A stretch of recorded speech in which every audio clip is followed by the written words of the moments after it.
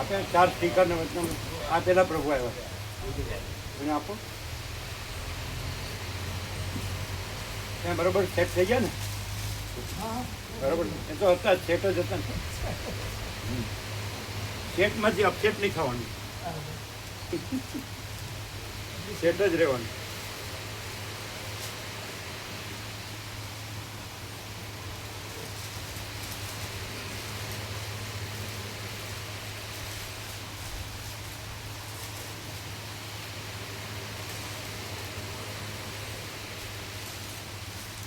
અહીંયા અપસેટ રહે ને ક્યાંય સેટ ન થાય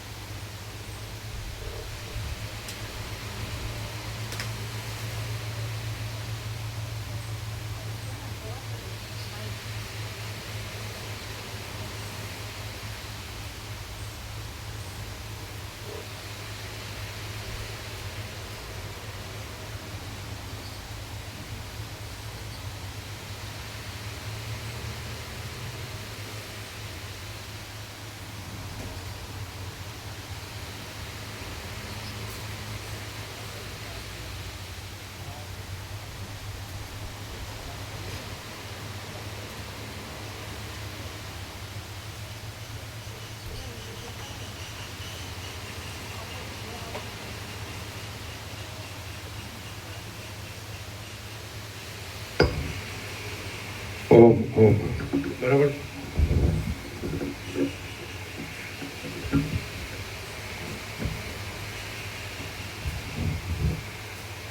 ઓમ ઓમ બરાબર ઓમ ઓમ બરાબર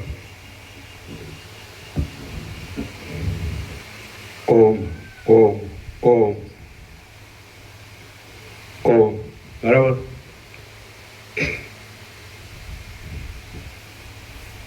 હવે જોશો ને એટલે એક્ઝેક્ટ મળશે બરાબર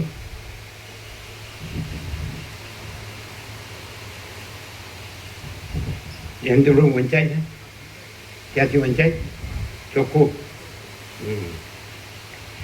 એમાં બધું આવી ગયું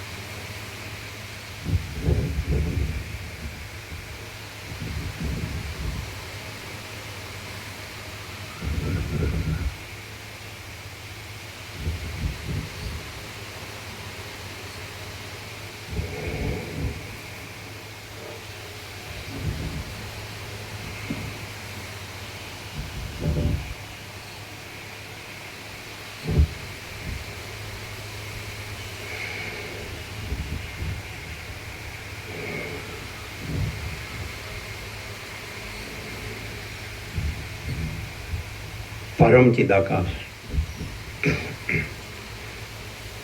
परम ज्योति अखंड ज्योति महाचिदाकाश स्वयं प्रकाश संपूर्ण प्रकाश पूर्ण ब्रह्म अनंत तेजगण अनंत चितगण परमाकाश केवल अनंत शुद्ध तेजगण परमाकाश अखिलात्मा पूर्ण ब्रह्म परमात्मा परम चिदाकाश परम ज्योति अखंड ज्योति अनंत पूर्ण परम चिदाकाश परम शांति स्वयं सिद्ध स्वयं प्रकाश स्वयं पूर्ण स्वस्वरूप यही सब कुछ है, इसके सिवा कुछ नहीं है। शून्यभास अनंत कोटि महाकल्पो है ही नहीं, महाचिदाकाश स्वयं प्रकाश संपूर्ण प्रकाश, महाचिदाकाश ज्योति अनंत अखंड अभेद, महाचिदाकाश ज्योति महातत्व महासामान्य, महाचिदाकाश स्वसंवेद्य सहज निर्विकल्प, महाचिदाकाश परम कैवल्य परम शांति, परम चिदाकाश अनंत पूर्ण निरपेक्ष सत्य, अनंत संपूर्ण अपरिघी निर्भ्रांत निरपेक्ष। वशिष्ठराम स्थिति प्रकरण राउंड 39मो राउंड।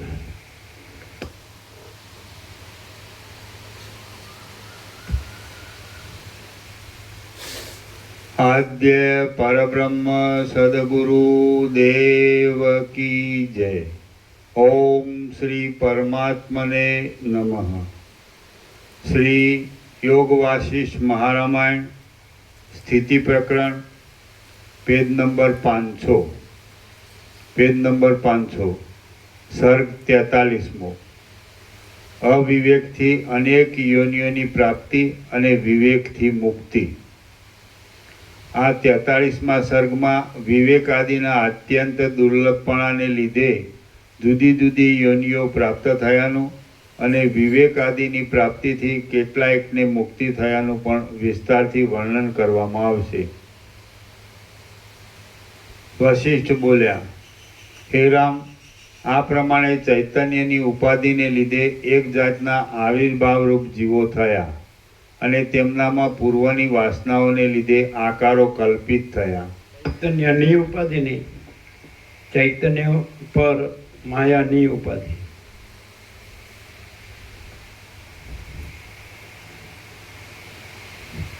ચૈતન્ય માં પણ નહીં, પર। સૂર્ય ઉપર વાદળો આવે એટલે સૂર્ય પરની વાદળાની ઉપાધિને લીધે સૂર્ય દર્શન થતું નથી અને અંધારું દેખાય છે, પણ સૂર્યમાં પણ વાદળો નહીં, સૂર્ય પર એમ ચિદાકાશ ચૈતન્ય પ્રકાશ રૂપી આકાશ, આકાશથી પણ મોટો આખો ચૈતન્ય પ્રકાશ છે, અનંત પ્રકાશ છે, કેવળ પ્રકાશ છે। તો એ પ્રકાશ પર કલ્પના કે ભ્રાંતિ કે મોહ, અવિવેક અવિચાર કે અવિદ્યા જ્ઞાન માયા કે તર્ક સંશય શંકા કે વહેમ અંધશ્રદ્ધા ની ઉપાધિથી, ઉપાધિ કલ્પનાવાચક ને ભ્રાંતિવાચક જ છે, અજ્ઞાન ને લીધે આ બધી સંસાર ભ્રાંતિ દેખાય છે। એમ માં પણ ન આવે, ઉપર પર એમાં નથી, ચૈતન્યમાં નથી, ચૈતન્ય પર જાગ્રત પર સુષુપ્તિ નિદ્રાની ઉપાધિથી જાગ્રત જણાતું નથી ને સ્વપ્ન જણાય છે।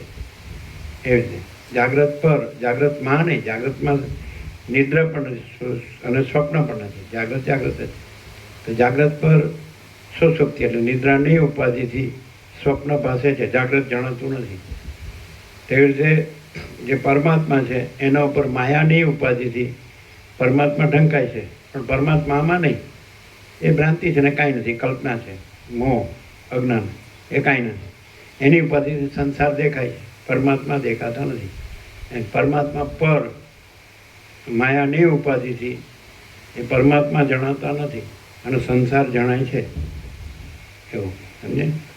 એટલે આ અજ્ઞાની ન સમજાય, અજ્ઞાની સંસાર સાચો લાગતો એટલે વચ્ચે જેને અસત સત લાગતો હોય એને સત અસત લાગે, પણ સત જ છે, પરમાત્મા છે સત છે અને એમાં અસત છે જ નહીં, પણ અસતની ભ્રાંતિ થઈ કે આ સંસાર સાચો છે, હું દેહ છું એ સાચું છે, અમારું મન છે સાચું છે, અમારો જીવ છે સાચો છે, આ જગત છે સાચું છે, હું પુરુષ છું કે સ્ત્રી છું એ સાચું છે, અમારું ઘર છે, અમારું ધન છે, અમારી પ્રજા છે, પ્રજાની પ્રજા છે, અમારું કુળ કુટુંબ જ્ઞાતિ સમાજ દેશ દુનિયા છે, અમે બધું જાણીએ છીએ, અમે સમજાય। તો આ બધું માયા ભ્રાંતિ અને કેવળ અખંડ જ્યોતિ સ્વરૂપ પરમાત્મા જ છે, એમાં માયા કાંઈ નથી। જેમ સૂર્ય છે એનાથી ત્રૈલોક્ય ભાસે છે, પણ સૂર્યમાં ત્રૈલોક્ય કાંઈ નથી, એવી રીતે અખંડ બ્રહ્મ સૂર્ય છે એનાથી આ સંસાર ભાસે છે, પણ સંસાર એ અખંડ બ્રહ્મ સૂર્યમાં કાંઈ નથી. પણ અજ્ઞાન હોય તો સંસાર સાચો લાગે ને, એ અખંડ જ્યોતિ સ્વરૂપ પરમાત્મા ન જણાય. અને અખંડ જ્યોતિ સ્વરૂપ પરમાત્માનું હોય તો સંસાર ભ્રાંતિ છે જ નહીં. સૂર્યમાં પોતાનો જે અનુભવ છે, સૂર્ય પોતે જ સૂર્ય છે, તેમાં ત્રૈલોક્ય આ જગત છે જ નહીં. આ જીવ જગત, દ્રષ્ટાદૃશ્ય, હું જગત, હું મારું, રાગ દ્વેષ, જન્મ મરણ, શોક દુઃખ, હર્ષ શોક, ઈષ્ટ અનિષ્ટ, સંયોગ યોગ, લાભ હાનિ, જય પરાજય, માન અપમાન, નિંદા સ્તુતિ, અનુકૂળ પ્રતિકૂળ, પ્રિય અપ્રિય, આ કંઈ છે જ નહીં. આ ઊંચ નીચ, આ ગરીબ તવંગર, આ રાય રંગ, અને આ બધા ભેદાભેદ, આ સાચું ખોટું, સારું નરસું, આ વિદ્વાન મૂર્ખ, આ સંસારી ત્યાગી, આ કશું છે જ. કારણ કે સૂર્યમાં જેમ કાંઈ થતું નથી, તેજ જ છે, અનંત તેજગન. તો પરમાત્મા અનંત તેજગન, પૂર્ણ બ્રહ્મ અનંત તેજગન, અનંત ચિતગન, ચૈતન્ય ઘન પ્રકાશ, એ કેવળ પ્રકાશ છે. અનંત કેવળ અનંત ચૈતન્ય પ્રકાશ પરમાત્મા છે. અનંત કોટી બ્રહ્માંડો ત્રસરેણું જૈસા ભાસ है, ભાસ હુआ નહીં, હાય નહીં, હોગા નહીં, હોતા નહીં. સમજે એવું. એટલે જ્યાં સુધી અજ્ઞાન છે ત્યાં સુધી બસ હું ને અમારું એ સાચું લાગે. એને કૂવાનો દેડકો એમ કે અમારો કૂવો જ મહાસાગર છે, તો કૂવો કાંઈ નથી ને મહાસાગર મહાસાગર. તો પરમાત્મા અનંત ચૈતન્ય પ્રકાશ, મહાચૈતન્ય પ્રકાશ, મહાસાગર છે. અને આ બધું આ દેહનું હું ને મારું, અને 8-10 મણ લાકડા તૈયાર જ છે. સમજે પરપોટા થયા નથી ને ફૂટ્યા નથી. જે બધું એટલે સરસ્વતી લીલાને કીધું ને, સાંભળે શોક કરે. પેલો પદ્મરાજા મરી ગયો તો લીલા રાણી શોક કરે, તો કે તું એને પ્રસન્ન થઈ, તું એનું એને તપ કરીને એને પ્રસન્ન કરી સરસ્વતીને.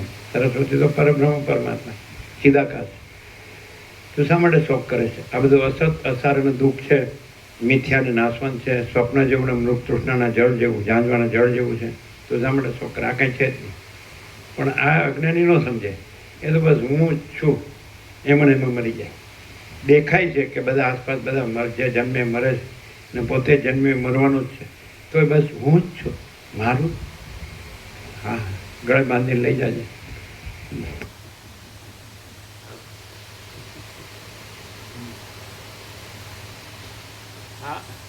આવ્યો ત્યારે એકલો આવ્યો, જાય ત્યારે એકલો જાય. આવ્યો ત્યારે ખાલી હાથે આવ્યો, જાય ત્યારે ખાલી હાથે જાય. આવ્યો ત્યારે નાગડો પકડો આવ્યો, જાય ત્યારે નાગડો પકડો જાય. અને વચમાં હું મારું ક્યાંથી આવ્યો? એના બાપનું છે, ક્યાંથી લાવ્યો? એ લઈને આવ્યો તો લઈ જાય. તો કેવું પણ અહમ અહંકાર બધાને મારે છે. હું દેહ છું, આ મારું મન છે, આ મારો જીવ છે, આ મારું પુરુષ હોય તો કે મારી સ્ત્રી છે, સ્ત્રી હોય કે મારો પુરુષ છે, અમારી પ્રજા છે ને પ્રજાની પ્રજા છે, અમારી જમીન જાયદાદ પ્રોપર્ટી છે, અમારું સોનું છે, અમારા વાહન છે, અમારે ભણતર ગણતર છે, નોકરી ધંધા છે, અમારી આવક છે, સારું પહેરીઓડી છે, સારું ખાઈએ પીએ છીએ, સારું હરીએ ફરીએ છીએ, મજા કરીએ છીએ. હા, અરે તું નહોતો જન્મ્યો તોય પરમાત્મા છે, અને તું મરી જાય તોય પરમાત્મા છે. અત્યારે તું નથી ને પરમાત્મા કે તારાથી પરમાત્મા છે. તું તો દુઃખનો અગાધ છે, ભંડાર છે. તારાથી હોય પરમાત્મા તો પરમ આનંદ, પરમ શાંતિ છે. પરમાત્મા દુઃખે નથી ને શાંતિ નથી. પણ પરમાત્મા બોલવાનું. અને આજે માયા ભોગવાસના સંસાર ભ્રાંતિ છે એમાં વર્તવાનું. આ સાચું છે, ખોટાને સાચું માનવાનું અને સાચાના શબ્દો બોલવાના. પરમાત્મા બોલવાનું અને વર્તવાનું સંસારમાં. તો પરમાત્મામાં સંસાર નથી. એટલે જે પરમાત્મા રહ્યા હોય તો એમાં સંસાર ન હોય. સંસાર હોય તો એ પરમાત્મામાં રહ્યા નથી. ભલે બોલે, પરમાત્મા શબ્દ કલ્પિત છે, બ્રહ્મ શબ્દ કલ્પિત છે, શબ્દ નથી. એ કેવળ અનંત ચૈતન્ય પ્રકાશ પરમાત્મા. આ સૂર્ય શબ્દ નથી, પણ એ અનંત ચૈતન્ય પ્રકાશ છે. એમ એ સૂર્ય શબ્દ નથી. શબ્દ તો માણસે કલ્પ્યો છે. શબ્દો સાચા નથી, પ્રકાશ સાચો છે.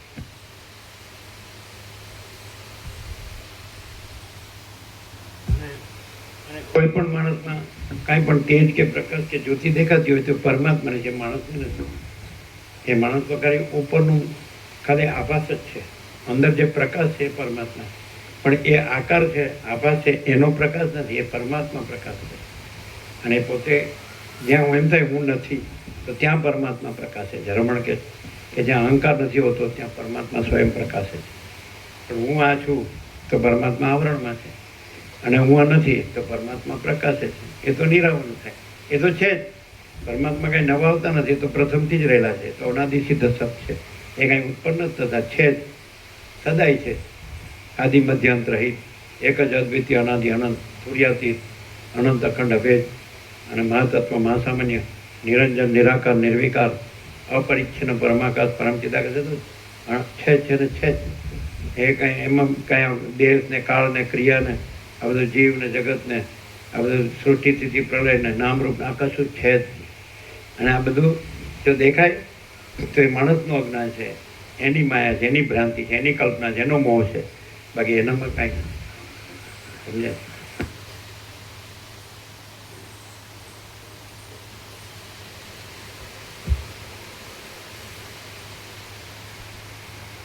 વશિષ્ઠ બોલ્યા, હે રામ, આ પ્રમાણે ચૈતન્ય પર શાસ્ત્ર ને ગુરુ એ આભાસમાં છે, સંસારમાં છે, માયામાં છે.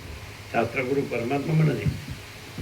શાસ્ત્ર ગુરુમાં જે પરમાત્માના શબ્દો છે, તો એ શબ્દો પરમાત્મામાં નથી. પરમાત્મા પોતે પ્રકાશ છે, સ્વયં પ્રકાશ.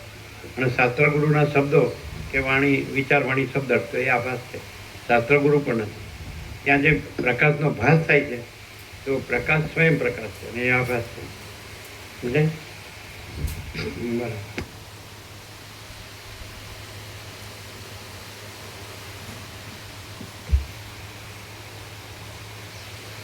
વશિષ્ઠ બોલ્યા, બોલીને આપજો આ બધાને.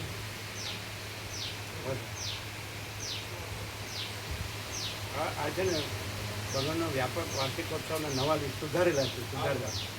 એટલે તમે 17 લો, અમારે 17 ચાલશે ને કે 35? 17 લઈ લો તમે. પછી પેલા મૂળજી પ્રભુ આવ્યા છે,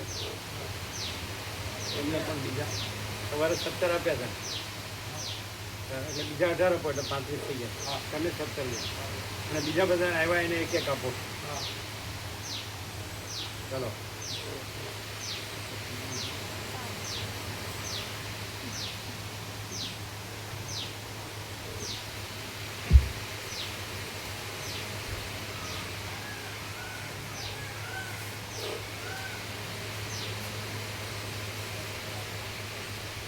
પાછળ આપો.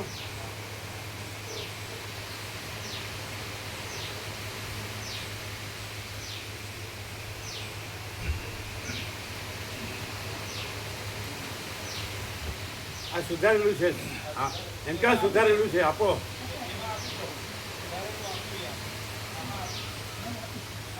આપ્યું. આ મૂળજી પ્રભુને 18 આપો, 17 આપ્યા હતા સવારે.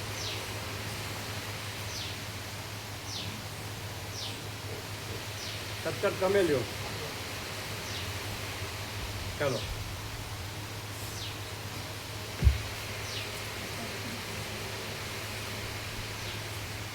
વશિષ્ઠ બોલ્યા, હે રામ, આ પ્રમાણે ચૈતન્ય પર માયાની ઉપાધિને લીધે એક જાતના આવિર્ભાવ રૂપ જીવો થયા અને તેમનામાં પૂર્વની વાસનાઓને આવિર્ભાવ છે ને આભાસ રૂપ, આભાસ માત્ર. આવિર્ભાવ કાંઈ પ્રગટ થતું નથી. નવું પરમાત્મા અનંત મહાસાગરમાં જળ હાલે દુલે પાણી અને મોજા દેખાય તો હાલવું દુલવું કાંઈ નથી ને મોજાય કાંઈ નથી. મહાસાગર જ છે, જળ જ છે. એટલે આભાસ માત્ર.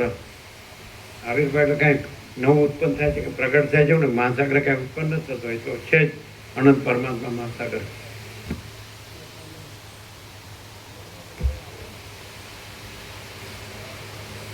વશિષ્ઠ બોલ્યા, 18 આપ્યા.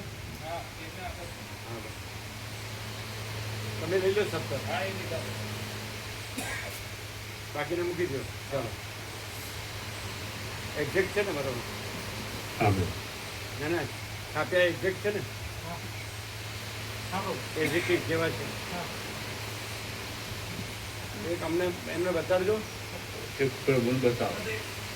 નવું આવ્યું અમે જોઈએ તો ખરા બરાબર છાપ્યા છે નહીં. એક આપો. અમે 17 લો. ફરીથી છાપ્યા એક વાર પૂરા થઈ ગયા. બરાબર છે ને? એમને એમ જ ડીપ એન્ડ ક્લીન સારા પેપરમાં જો અમે કરશો. તમે લીધો 17. હા લીધો. ચાલો.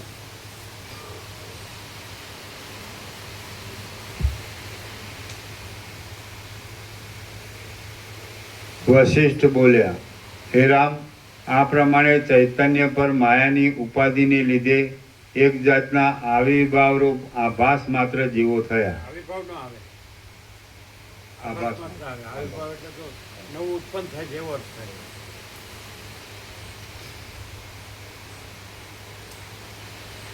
આભાસ એટલે કાંઈ નહીં. વશિષ્ઠ બોલ્યા, હે રામ, આ પ્રમાણે ચૈતન્ય પર માયાની ઉપાધિને લીધે ઉપાધિ એક એટલે કલ્પના. ઉપાધિ એટલે કલ્પના, ભ્રાંતિ. ચલો, આ પ્રમાણે ચૈતન્ય પર માયાની ઉપાધિને લીધે એક જાતના આભાસ માત્ર જીવો થયા અને તેમનામાં પૂર્વની વાસનાઓને લીધે આકારો કલ્પિત થયા.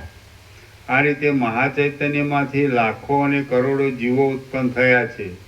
જેમ મોટા ધોધમાંથી અસંખ્યાત જળકણો પૂર્વે ઉત્પન્ન થઈ ગયા છે, હમણાં ઉત્પન્ન થાય છે અને હવે પછી પણ ઉત્પન્ન થશે, તેમ મહાચૈતન્યમાંથી અસંખ્યાત જીવો પૂર્વે ઉત્પન્ન થઈ ગયા છે, હમણાં ઉત્પન્ન થાય છે અને હવે પછી પણ ઉત્પન્ન થશે. એ જીવો પોતાની વાસનાઓની દશાઓના આવેશને લીધે આશાઓને વશ થયા છે અને તેમના અંતઃકરણો અતિ વિચિત્ર દશાઓમાં પોતાની મેળે જ બંધાઈ ગયા છે.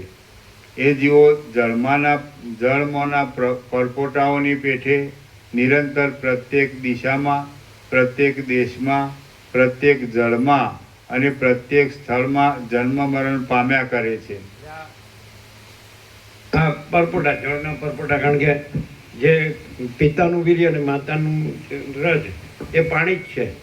રામકૃષ્ણ પરમહંસ પણ કહે છે અને વશિષ્ઠ પણ કહે છે, પિતાનું વીર્ય અને માતાની રજ એ પાણી જ છે. એટલે આ પાણીના પરપોટા જ છે. પણ તો એમાંય હું મારું કરે છે. પરપોટા થયાય નથી ને ફૂટ્યાય નથી. બધા જોવે જ છે કે જે જન્મે છે મરે જ છે. અને પરમાત્મા અજરામર અખંડ અવિનાશી છે. એમાં કાંઈ થતું નથી. એ કોઈ જન્મતું નથી, કોઈ મળતું નથી. આ બધું આ માયા છે, સંસાર છે, એ બધું સ્વપ્ન જેવું ને ઝાંઝવાના જળ જેવું, ભ્રાંતિ, મિથ્યા ભ્રાંતિ, મિથ્યા કલ્પના, નાશવંત. પણ અજ્ઞાની આને સાચું માને છે અને જ્ઞાની આ કાંઈ આમાં નથી. એ તો પરમાત્મામાં જ છે કે હું આ નથી, આ બધું નથી, મારું કાંઈ નથી અને કાંઈ ઉત્પન્ન થતું નથી, કાંઈ નાશ પામતું નથી. એ તો અખંડ અવિનાશી જ છે. જ્ઞાન થાય તો અખંડ અવિનાશી પરમાત્મા જ રહે, પરમ આનંદ, પરમ શાંતિ જ રહે. અને અજ્ઞાન રહે તો દુઃખ ને અશાંતિ જ રહે અને આ બધી સંસાર ભ્રાંતિ જ રહે. અને હું તો મારું તારું ને રાગ દ્વેષ, આ બધું ખેંચમ તાણી. એક રજ હોય તો એને માટે રગડા ઝઘડા, રજ માટે.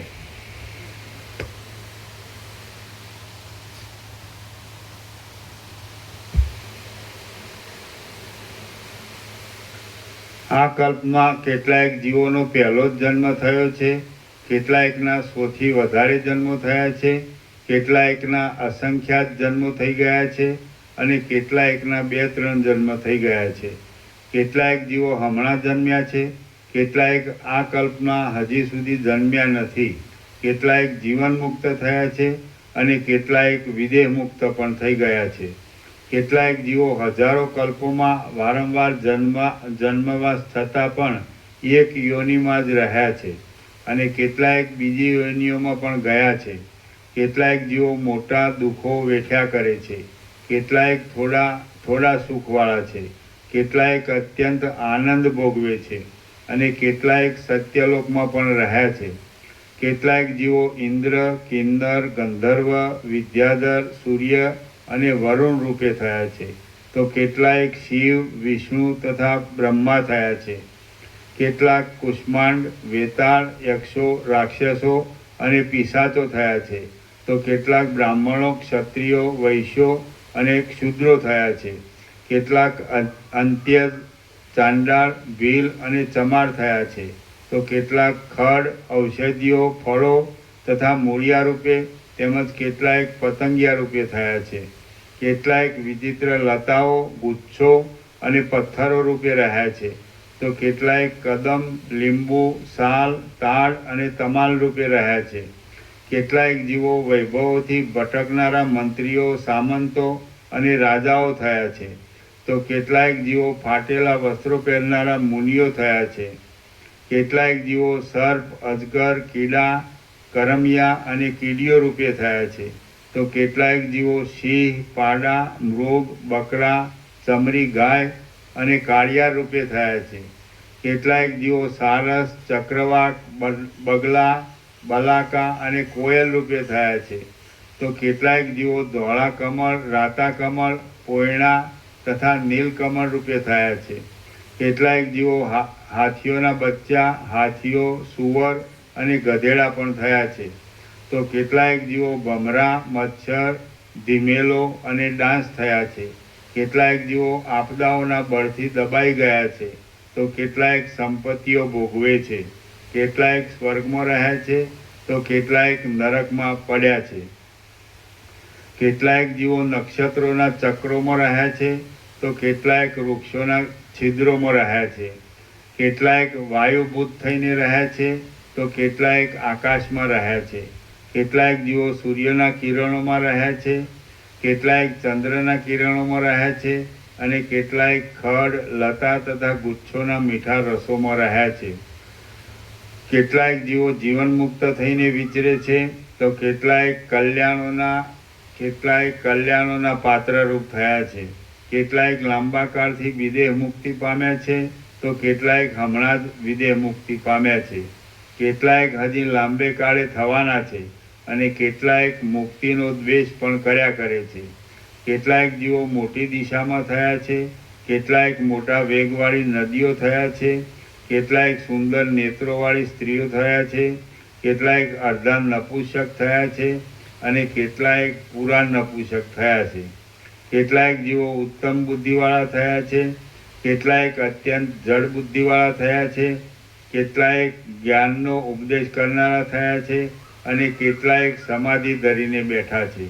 આ રીતે પોતાની વાસનાઓના આવેશથી પરવશ થયેલા જીવો તે વાસનાઓથી બંધનમાં આવી પડેલા હોવાને લીધે ઉપર કહેલી તે સ્થિતિઓમાં પડ્યા છે. જેમ હાથે પછાડેલા દડાઓ કેટલાક ધરતીમાં જ ફરે છે, કેટલાક નીચે પડે છે અને કેટલાક ઊંચે ઉછળે છે, તેમ નિરંતર જેમને મૃત્યુ પછાડ્યા કરે છે તેવા જીવો કેટલાક પૃથ્વીમાં જ અવતરે છે, કેટલાક નરકમાં પડે છે અને કેટલાક સ્વર્ગમાં જાય છે. જેમ પક્ષીઓ એક વૃક્ષ ઉપરથી બીજા વૃક્ષ પર જાય છે, તેમ આશાઓરૂપી સેંકડો પાસોથી બંધાયેલા અને વાસનારૂપ દેહાદિકનું ધારણ કરનારા જીવો એક કાયામાંથી બીજી કાયામાં જાય છે. અનંત વિષયોમાં અનંત સંકલ્પોની કલ્પનાને ઉત્પન્ન કરનારી અવિદ્યાને લીધે આ જગતરૂપ મહાન ઇન્દ્રજાળને વિસ્તીર્ણ કરતા મૂઢ જીવો જ્યાં સુધી પોતાના નિર્દોષ સ્વરૂપને જોતા નથી, ત્યાં સુધી પાણીમાં ચકરીઓની પેઠે સંસારમાં ભમ્યા કરે છે.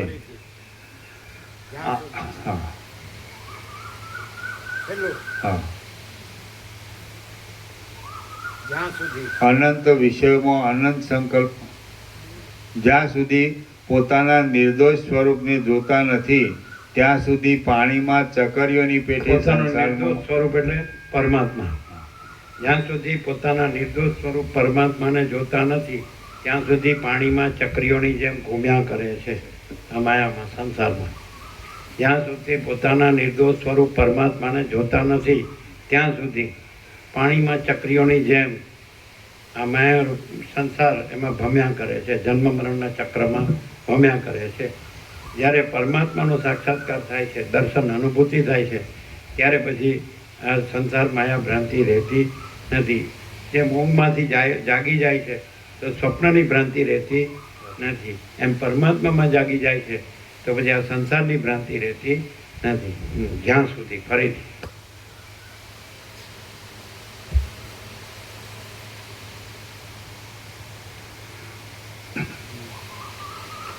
જ્યાં સુધી પોતાના નિર્દોષ સ્વરૂપને જોતા નથી, ત્યાં સુધી પાણીમાં ચકરીઓની પેઠે સંસારમાં ભમ્યા કરે છે.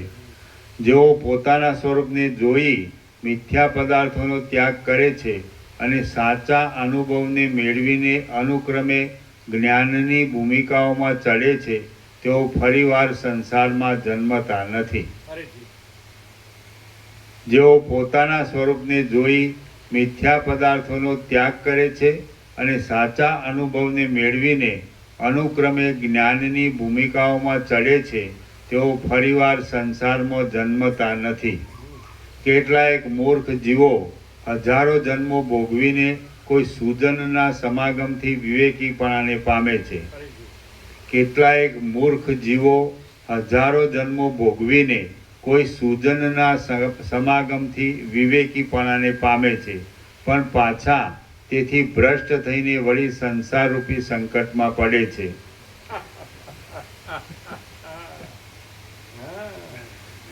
કેટલાક જીવો બ્રાહ્મણના કુળમાં જન્મ તથા સત્સમાગમ આદિ ઊંચી સ્થિતિ પામ્યા છતાં પણ વિષય લંપટ બુદ્ધિને લીધે પશુ પક્ષીના અવતારને પામે છે અને તે અવતારમાંથી નરકોને પણ પ્રાપ્ત થાય છે. કેટલાક ઊંચી બુદ્ધિવાળા જીવો પરમાત્મામાંથી ઉત્પન્ન થઈને તે જ જન્મમાં તરત જ પાછા પરમાત્મામાં પ્રવેશ કરે છે. કેટલાક ઊંચી બુદ્ધિવાળા જીવો પરમાત્મામાંથી ઉત્પન્ન થઈને તે જ જન્મમાં તરત જ પાછા પરમાત્મામાં પ્રવેશ કરે છે. फिर से કેટલાક ઊંચી બુદ્ધિવાળા જીવો પરમાત્મામાંથી ઉત્પન્ન થઈને તે જ જન્મમાં તરત જ પાછા પરમાત્મામાં પ્રવેશ કરે છે. या કેટલાક જીવો પોતાના ઉત્પત્તિ સ્થાનરૂપ બ્રહ્માંડોમાં તથા અન્ય બ્રહ્માંડોમાં બ્રહ્મપણાને પ્રાપ્ત થાય છે. કેટલાક વિષ્ણુપણાને પામે છે અને કેટલાક મહાદેવપણાને પામે છે. પેલો બ્રહ્મપણા છે ને ત્યાં બ્રહ્મા આવે. બ્રહ્મપણા નહીં, બ્રહ્માપણા. કારણ કે સાથે વિષ્ણુ અને મહેશ છે ને એટલે એક જ છે ત્રિપુટી. કેટલાક જીવો પોતાના ઉત્પત્તિ સ્થાનરૂપ બ્રહ્માંડોમાં તથા અન્ય બ્રહ્માંડોમાં બ્રહ્માપણાને પ્રાપ્ત થાય છે. કેટલાક વિષ્ણુપણાને પામે છે અને કેટલાક મહાદેવપણાને પામે છે. કેટલાક પશુ પક્ષીપણાને પ્રાપ્ત થાય છે, કેટલાક દેવપણાને પ્રાપ્ત થાય છે અને કેટલાક સર્પપણાને પણ પ્રાપ્ત થાય છે. કેટલાક જેઓમાં પોતે પ્રથમ હોય તેના તે બ્રહ્માંડોમાં અને કેટલાક બીજા બ્રહ્માંડોમાં પણ તે અવતારો પામે છે. હે રામ, બીજા બ્રહ્માંડોની સ્થિતિ પણ આ બ્રહ્માંડના જેવી છે. જેવું આ વિસ્તીર્ણ બ્રહ્માંડ છે તેવા જ કેટલાક બીજા વિસ્તારવાળા બ્રહ્માંડો હમણાં છે, કેટલાક થઈ ગયા છે અને હજી ઘણાય થવાના છે. જુદા જુદા પ્રકારના વિચિત્ર ક્રમોથી અને જુદા જુદા નિમિત્તોથી તે બ્રહ્માંડોની વિચિત્ર સૃષ્ટિઓ પ્રકટ થાય છે અને ફરી પાછી તિરોહિત પણ થઈ જાય છે. એઓમાં કોઈ જીવ ગંધર્વપણાને પ્રાપ્ત થાય છે, કોઈ યક્ષપણાને પ્રાપ્ત થાય છે, કોઈ દેવપણાને પ્રાપ્ત થાય છે અને કોઈ દૈત્યપણાને પ્રાપ્ત થાય છે. લોકો આ બ્રહ્માંડમાં જેવા વ્યવહારથી રહ્યા છે તેવા જ વ્યવહારથી બીજા બ્રહ્માંડોમાં પણ રહે છે. માત્ર તેઓના આકારમાં કંઈક ફેરફાર હોય છે. પોતપોતાના સ્વભાવના આવેશને લીધે અને એકબીજાની સ્થિતિઓની સ્પર્ધા કરીને કર્મો કરવાને લીધે નદીના મોજાઓની જેમ જીવોની સ્થિતિઓની ઉથલપાથલ થયા કરે છે. નદીના મોજાઓની પેઠે કેટલાક જીવો પ્રકટ થાય છે, કેટલાક તિરોહિત થઈ જાય છે, કેટલાક ઊંચે ચડે છે અને કેટલાક નીચે ઉતરી જાય છે. સઘળા જીવો પ્રત્યક્ષ રીતે બતાવી શકાય નહીં એવા અને પોતે જ પોતાને જાણે એવા છે. તેઓ નિરંતર મહાચૈતન્યમાંથી પોતાનો દેખાવ આપ્યા કરે છે અને મહાચૈતન્યમાં જ વ્યવહાર કરે છે. જેમ પ્રકાશો દીવામાંથી પ્રકટ થઈ થઈને કેટલીક વાર રહીને પાછા કાળે કરી દીવામાં જ લય પામે છે, જેમ કિરણો સૂર્યમાંથી પ્રકટ થઈ થઈને કેટલીક વાર રહીને પાછા કાળે કરી સૂર્યમાં જ લય પામે છે, જેમ કણો તપાવેલા લોઢામાંથી પ્રકટ થઈ થઈને કેટલીક વાર રહીને પાછા લોઢામાં જ લય પામે છે, જેમ તણખાઓ અગ્નિમાંથી પ્રકટ થઈ થઈને કેટલીક વાર રહીને પાછા અગ્નિમાં જ લય પામે છે, જેમ વિચિત્ર ઋતુઓ કાળમાંથી પ્રકટ થઈને કેટલીક વાર રહીને પાછી કાળમાં જ લય પામે છે. જેમ સુગંધો પુષ્પમાંથી પ્રકટ થઈને કેટલીક વાર રહીને પાછા પુષ્પમાં જ લય પામે છે, જેમ તુષારો વરસાદમાંથી પ્રકટ થઈને કેટલીક વાર રહીને પાછા વરસાદમાં જ લય પામે છે, અને જેમ મોજાઓ સમુદ્રમાંથી પ્રકટ થઈને કેટલીક વાર રહીને પાછા સમુદ્રમાં જ લય પામે છે, તે જ પ્રમાણે જીવોના સમૂહો મહાચૈતન્યમાંથી પ્રકટ થઈને કેટલાક કાળ સુધી જુદા જુદા દેહોને ભોગવીને પ્રલય કાળે પાછા ચૈતન્યમાં જ લય પામી જાય છે. આ બ્રહ્માંડોની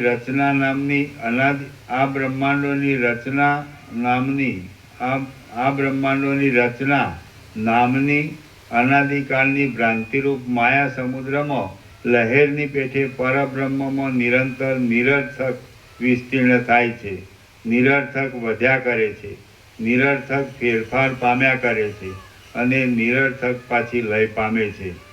જેવી રીતે સમુદ્રમાં લહેર મિથ્યા છે, તેવી રીતે પરબ્રહ્મમાં આ રચના પણ મિથ્યા જ છે. જેવી રીતે સમુદ્રમાં લહેર મિથ્યા છે, તેવી રીતે પરબ્રહ્મમાં આ રચના પણ મિથ્યા જ છે. શ્રી યોગ વાસિષ્ઠ મહારામાયણમાં સ્થિતિ પ્રકરણનો જીવ નીચ યથાસ્થાનોપદેશ નામનો સર્ગ 43મો સમાપ્ત. સર્ગ 44મો મુક્તિ અને પ્રલયનું અંતર તથા બ્રહ્માનો શરીર ગ્રહણનો ક્રમ. આ 44મા સર્ગમાં મુક્તિ અને પ્રલય એ બેઉ સરખા હોવા છતાં પણ તેઓમાં જે અંતર છે તે કહેવામાં આવશે, અને બ્રહ્માનો શરીરનું ગ્રહણ કરવાનો ક્રમ કહેવામાં આવશે. રામ બોલ્યા,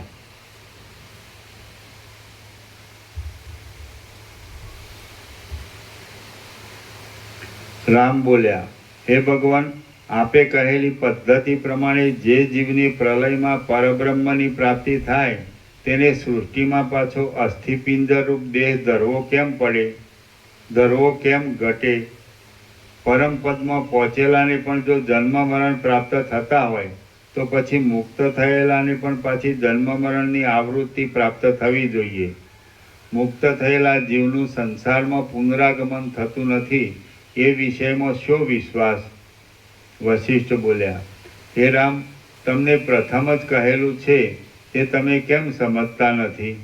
તમારી બુદ્ધિ આગળ પાછળનો વિચાર કરવામાં સમર્થ છે તો તે ક્યાં ગઈ? તમારા પગ આગળ, પગ નીચે છે.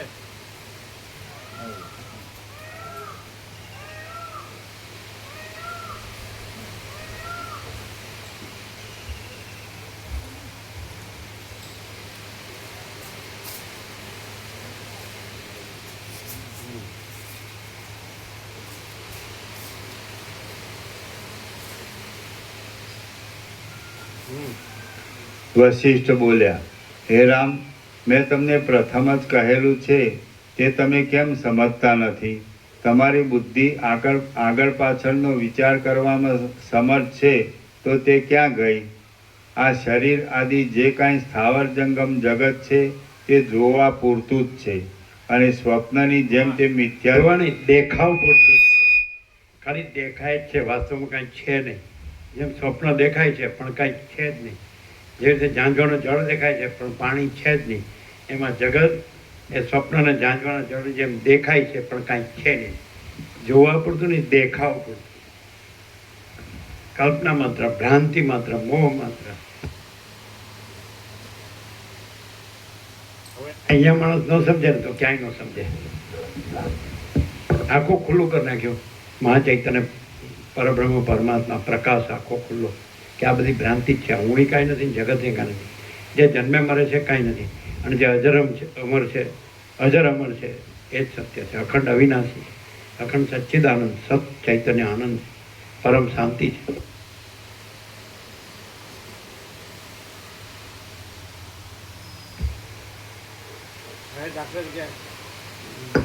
માણસ મળતો હોય તો એને કેમ કે ભગવાનને યાદ કરો?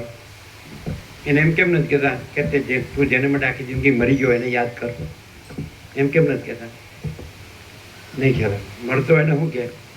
તું આખી જિંદગી જેના માટે ઊંધો વળી ગયો, દોડ્યો પૈસા માટે, ભોગો માટે, તો એને યાદ કરે એમ કેમ નથી કહેતા? ભગવાનને યાદ કરવાનું કેમ કે? હા, તો પછી અને પછી મરી ગયા પછી તો ખબર, પરમાત્મા એના આત્માને શાંતિમાં રાખે. તો પરમાત્માને કેમ કે એના ઘરના એના આત્માને શાંતિમાં રાખે એમ કેમ નથી કહેતા? એટલે ઘરના કાંઈ નથી, પરમાત્મા સર્વસ્વ છે. પરમાત્મા એના આત્માને શાંતિમાં રાખે એમ ક્યાં કહે છે કે ઘરના એના આત્મા? ઘરના એ તો શાંતિ આપી નહીં, ઘરના હું શાંતિમાં રાખે? પણ તો કે એની મેળે અશાંત થયા, એમાં હું શું કરું? મેં ક્યાં અશાંતિ આપી? હા હા, કેમ કે પરમાત્મા એના આત્માને શાંતિમાં રાખે. તો પણ તું ક્યાં ગયા હતા? તમે ક્યાં ગયા હતા તેને અશાંતિ આપી? તમે કેમ શાંતિ ન આપી? જીવતા શાંતિ લેવી જોઈએ, મરી ગયા પછી હું? અને રાંડ્યા પછીનું ડાપણ શું કામનું?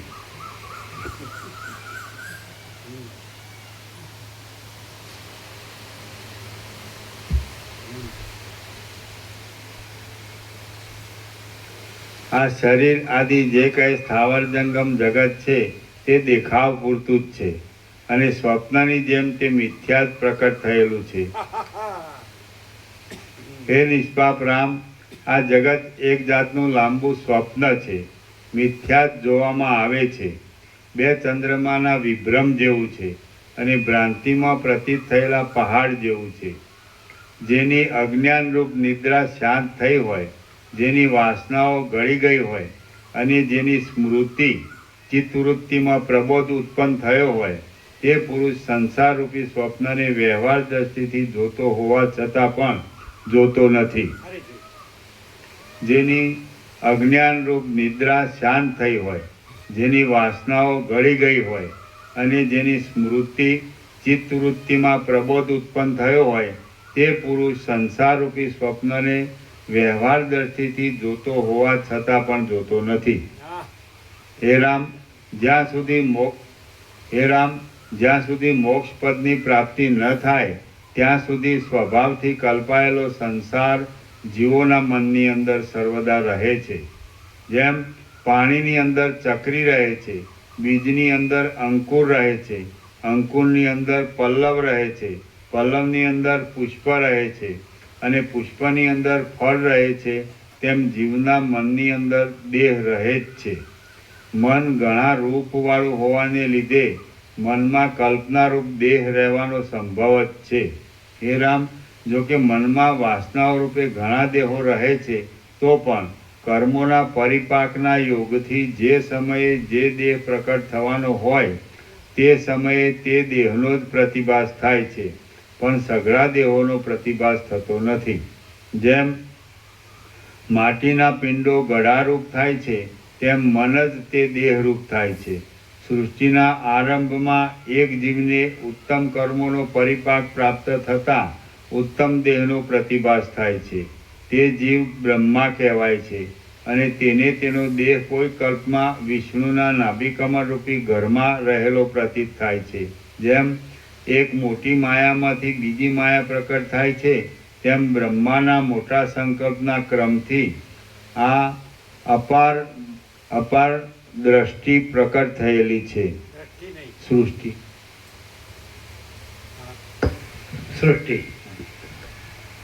દ્રશ્ય પણ કહેવાય અને સૃષ્ટિ પણ કહેવાય, જગત પણ કહેવાય.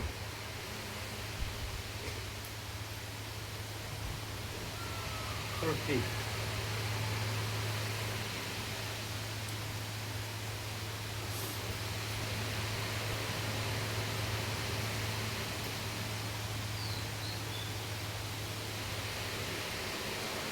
સાંભળવા આવી ગયા.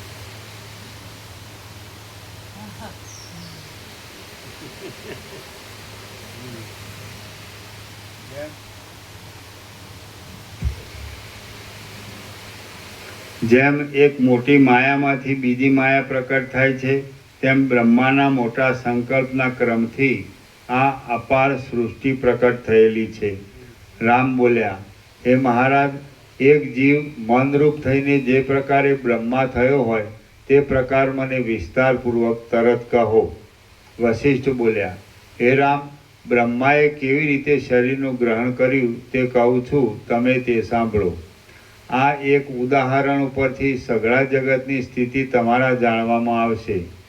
દિશા આદિના તથા કાળ આદિના માપ વગરનું બ્રહ્મ તત્વ પોતાની શક્તિને લીધે લીલા માત્રથી જ દિશાના તથા કાળના માપવાળા જે આકારને ગ્રહણ કરે છે તે જીવ કહેવાય છે.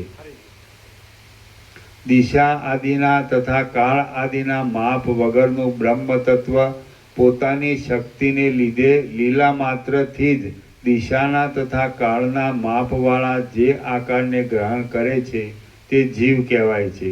વાસનાઓના આવેશથી ઘેરાયેલો એ જીવ જ માયાની ઉપાધિને સ્વીકારીને સંકલ્પોની કલ્પનાઓમાં તત્પર રહેનારો અને ચપળતાવાળું મન થાય છે.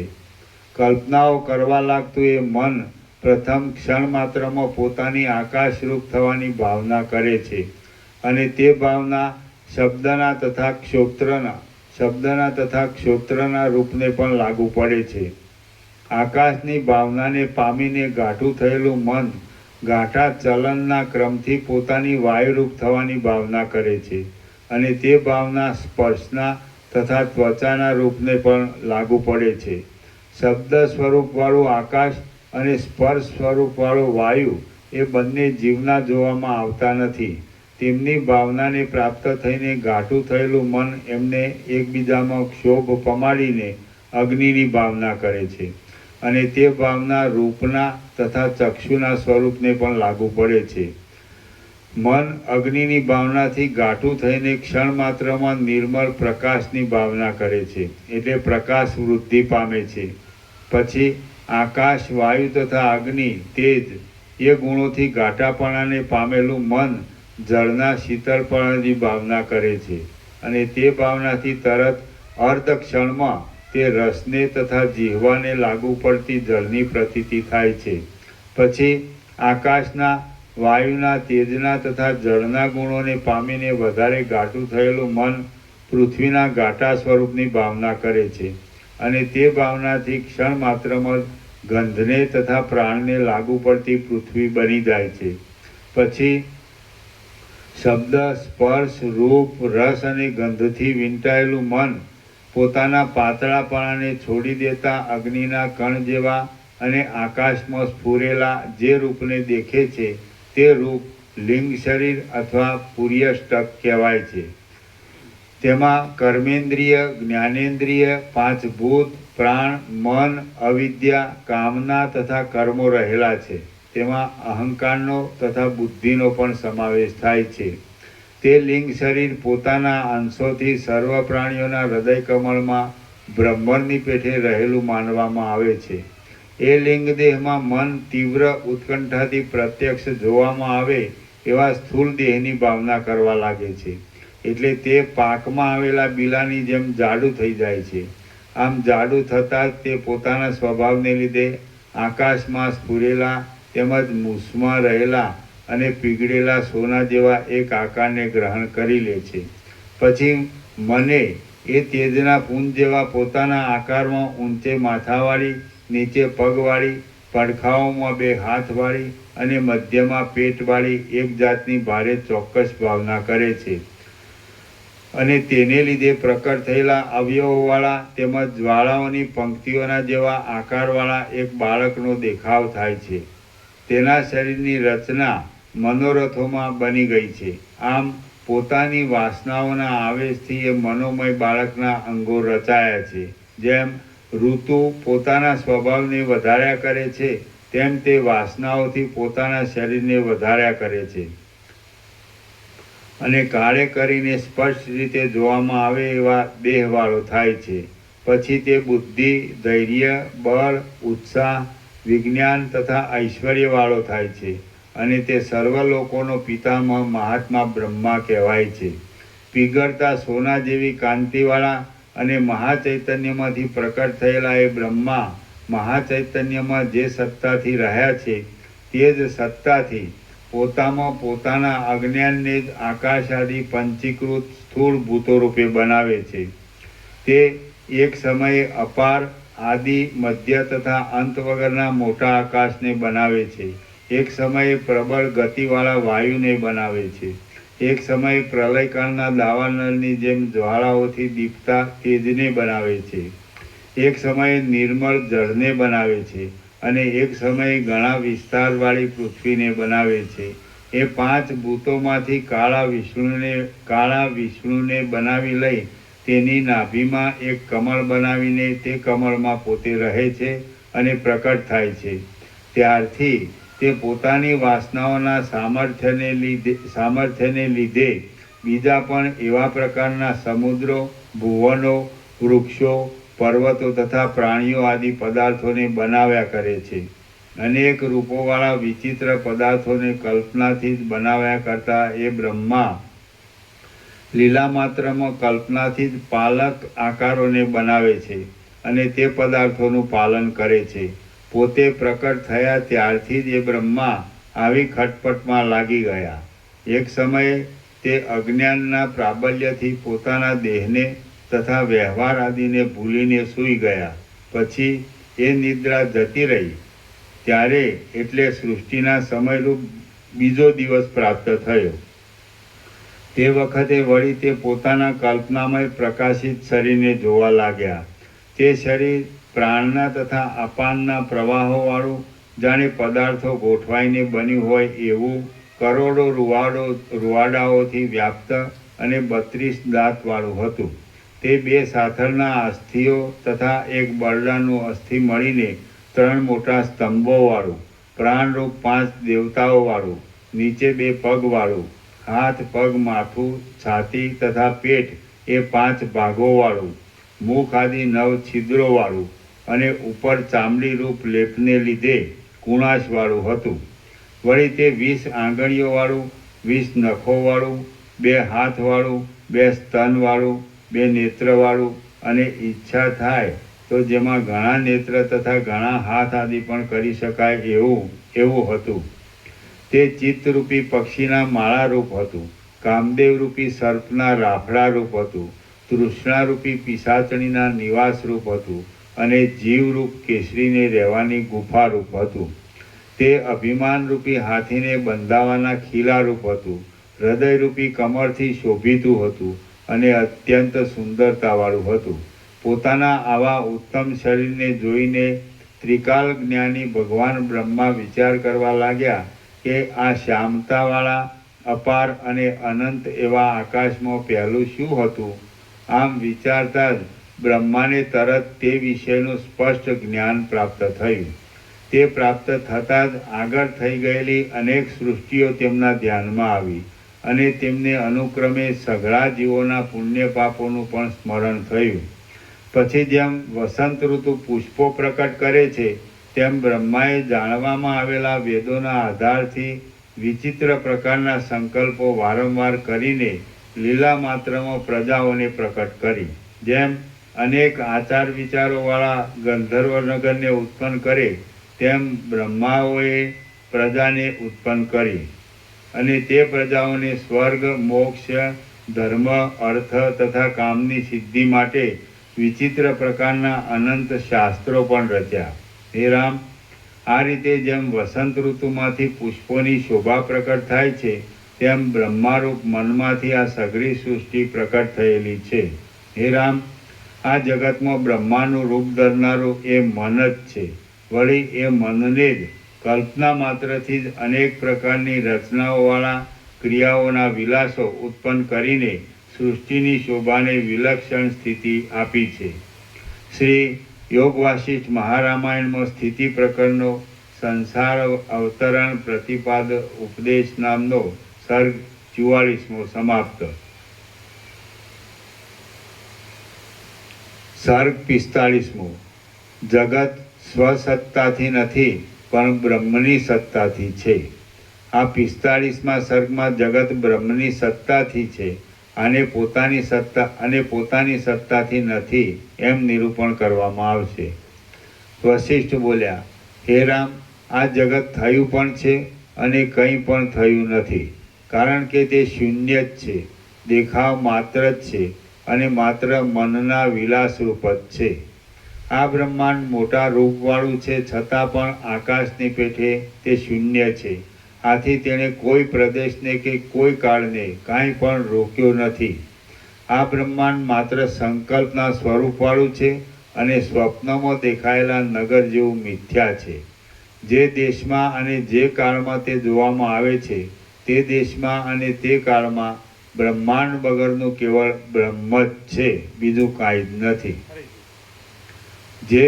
જે દેશમાં અને જે કાળમાં તે જોવામાં આવે છે તે દેશમાં અને તે કાળમાં બ્રહ્માંડ વગરનું કેવળ બ્રહ્મ જ છે, બીજું કાંઈ જ નથી. આકાશમાં ભીંત વગર અને રંગ વગર કલ્પાયેલા વિચિત્ર ચિત્ર જેવું આ જગત છે. આકાશમાં ભીંત વગર અને રંગ વગર કલ્પાયેલા વિચિત્ર ચિત્ર જેવું આ જગત છે. તે જોવામાં આવે છે છતાં પણ તે ખોટું છે અને કોઈએ ન બનાવ્યા છતાં ભ્રાંતિથી જ બનેલું છે.